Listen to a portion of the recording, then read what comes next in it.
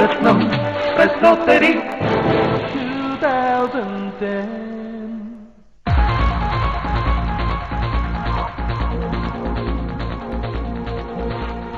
ദൈവനാമത്തിന് മാത്രമുണ്ടാകട്ടെ. എല്ലാ പ്രേക്ഷകരെയും മത്സരാർത്ഥികളെയും യേശുക്രിസ്തുവിന്റെ നിസ്തുല്യ നാമത്തിൽ ഇന്റർ ഡിനോമിനേഷണൽ ക്രിസ്ത്യൻ ഫെലോഷിപ്പിന്റെ സ്നേഹ അഭിവാദനങ്ങൾ അറിയിക്കുന്നു. നാം ഇന്ന് ബൈബിൾ രത്നം പ്രശ്നോത്തരിയുടെ ഗ്രാൻഡ് ഫിനാലയിലേക്ക് വന്നിരിക്കുകയാണ്.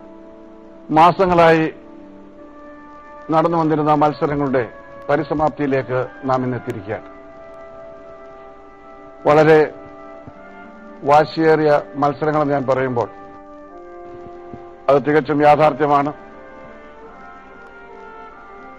കേരളത്തിലെ മാത്രമല്ല, കോയമ്പത്തൂര്, ബാംഗ്ലൂർ തുടങ്ങിയ സ്ഥലങ്ങളിൽ നിന്ന് വരെ കലാലയങ്ങളിലെ വിദ്യാർത്ഥികൾ ഇതിൽ പങ്കെടുത്തിരുന്നു എന്നുള്ളത് ഒരു വസ്തുതയാണ്. അവരെല്ലാം പിന്തള്ളിക്കൊണ്ടാണ് ഈ 4 യുവ സഹോദരങ്ങൾ ഇന്ന് ഈ ഗ്രാൻഡ് ഫിനാലിൽ എത്തിയിരിക്കുന്നത്. അവരെ നിങ്ങളെ പരിചയപ്പെടുത്തുവാൻ എനിക്ക് അതിയായ സന്തോഷമുണ്ട്. First is Anju Babu from Ernakulam.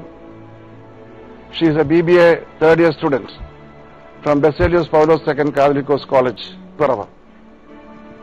Wish you the very best. Right. Next is Mr. TB Thomas from Pathanamthitta. He is a second year BA Literature student from Catholic College, Pathanamthitta. And we have here Roshi Thomas. He is from Trivandrum, studying in the AMIT Institute of Electronics and Telecommunication Engineering, and in the 3rd year. A hearty welcome.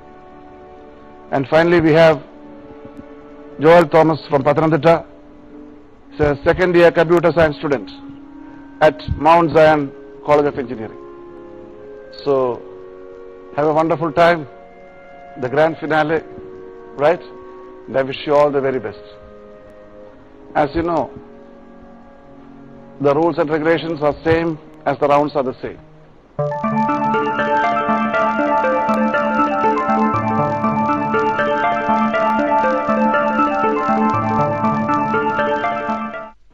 Bible രത്നം പ്രശ്നോത്തരി grand ഫിനാലയുടെ Bible history റൗണ്ടിലേക്ക് നാം കടന്നിരിക്കുകയാണ്.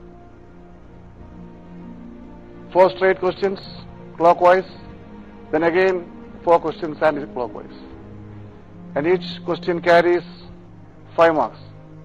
Anju Babu, Nebuchadnezzar രാജാവിന്റെ ആക്രമണത്താൽ തകർക്കപ്പെട്ട യെരുശലേമിന്റെ പുനർനിർമ്മാണം വിവരിക്കുന്ന പുസ്തകങ്ങൾ ഏവ? Ezra, Daniel. Yes Joel. Ezra, നെഹമ്യാവ്.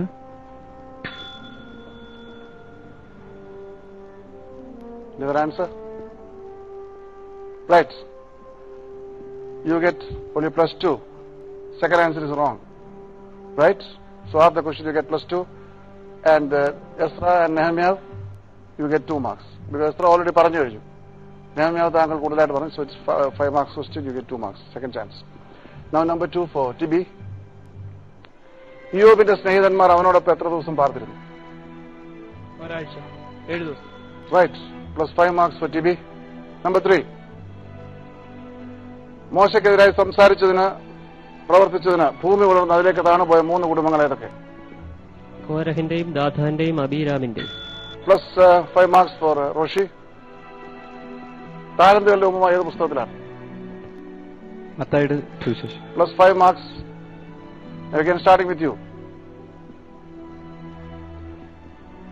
ശലോമോൻ ദൈവാലയവും അവന്റെ അരമനയും പണിയുവാൻ എടുത്ത കാലയളവ്? 20 വർഷം.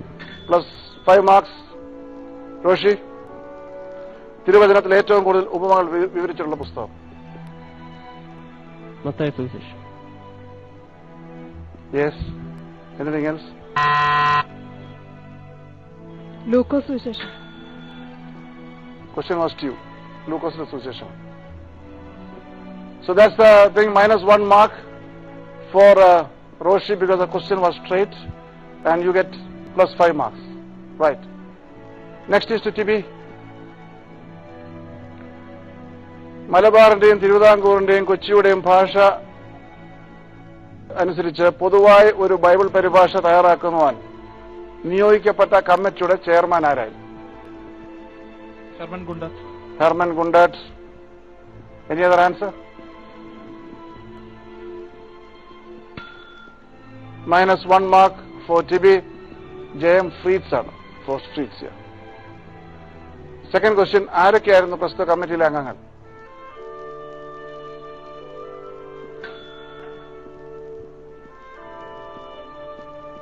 W. Dilgar, Reverend Stephen Chandran, Richard, Archdeacon Koshi Kovirachan and Kittai Menon.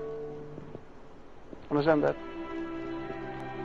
From എല്ലാവരും ക്രിസ്ത്യാനികളല്ല ബൈബിൾ ട്രാൻസ്ലേറ്റ് ചെയ്യുന്നത്. Alright. Now 2 important bumper questions. +5 marks each. എന്നാണ് ഈ കമ്മിറ്റി പുതിയ നിയമവും സംയുക്ത ബൈബിളും പ്രസിദ്ധീകരിച്ചത്? 2 dates.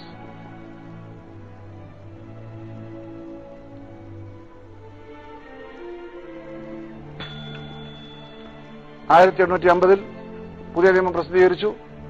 1910 വിശുദ്ധ സത്യവേദപുസ്തകം എന്ന പേരിൽ സമ്പൂർണ്ണ ബൈബിൾ പ്രസിദ്ധീകരിച്ചു. Now the second bumper question. വിശുദ്ധ സത്യവേദ പുസ്തകം പ്രസിദ്ധീകരിച്ചത് എന്നാണ്? എന്താണ് അതിന്റെ പ്രത്യേകതകൾ? 5, 4, 3, 2, 1. നിങ്ങൾ ഇവിടെ ഇങ്ങനെ ഒരു ബൈബിൾ ഇരുന്നിട്ട് പോലും എന്താണ് ഈ സാധനമെന്നോ ഇതെന്ന് പ്രസിദ്ധീകരിച്ചാണോ നിങ്ങൾ നോക്കിയില്ല, ഇതിനെക്കുറിച്ച് നിങ്ങൾ അന്വേഷിച്ചില്ല. വെൽ, നിങ്ങൾ ഇത് പഠിച്ചിരുന്നുവെങ്കിൽ ഈ പ്രശ്നോത്തരിയുടെ 60% ചോദ്യങ്ങളെങ്കിലും പ്രശ്നങ്ങളില്ലാതെ പറയാൻ കഴിയുമായിരുന്നു. 2000 ഡിസംബർ 22 ഇത് പ്രസിദ്ധീകരിച്ചത്. എന്താണ് ഇതിന്റെ പ്രത്യേകതകൾ? ഭാരതത്തിലെ ബൈബിൾ പരിഭാഷകളിൽ ഉപശീർഷക സൂചികയുള്ള ഏക ബൈബിളാണ്. നിങ്ങൾക്ക് ഏത് വിഷയം വേണമെങ്കിലും കഴുത, പേജ് നമ്പർ നോക്കിയാൽ കഴുതയെക്കുറിച്ച് പ്രതിപാദിച്ചിരിക്കുന്നതാണ്. ഏത് വിഷയത്തെക്കുറിച്ചും. അബ്രഹാമിന്റെ മരണം എപ്പോഴാണ്, എവിടെയാണ്? Open page number 28.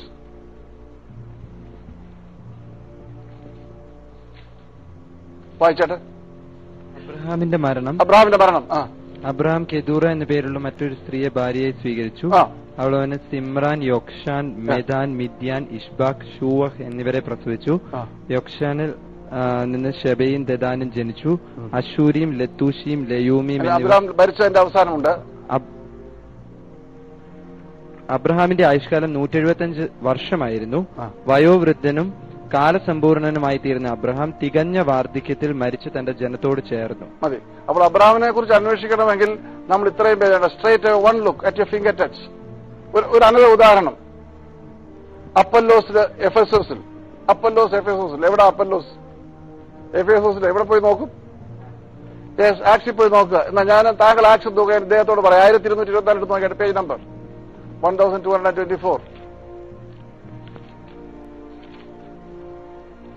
ഉപശീർഷകം നോക്കൂ.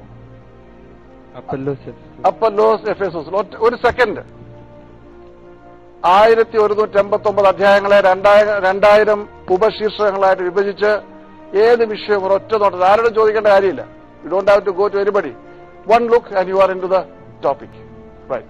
That is exactly വിശുദ്ധ സത്യവേദ പുസ്തകം. എന്തുകൊണ്ടെന്നാൽ മൂന്നാമത്തേത് ഇത് വിഷയങ്ങളെ കുറിച്ചുള്ള പഠനം. ഇന്നലെ സെമി ഫൈനൽസിൽ മെസൂസ എന്താണെന്ന് ചോദിച്ചാൽ ആർക്കും അറിഞ്ഞുകൂടാ. 116 വിഷയങ്ങൾ നമ്മൾ ശ്രദ്ധിക്കാത്ത വിഷയങ്ങളുണ്ട് പഠിക്കാനായിട്ട്. സദൂക്യരെ കുറിച്ച് ചോദിച്ചു, പരീക്ഷന്മാരെ കുറിച്ച് ചോദിച്ചു. Everything is in for a study. So these are specialities and above everything is in the modern Malayalam language. ആധുനിക മലയാള പരിഭാഷ. Well, that is about വിശുദ്ധ സത്യവേദ പുസ്തകം. And now for the bumper fire. 10 മാർക്കാണ് ബമ്പർ ഫയറിന്.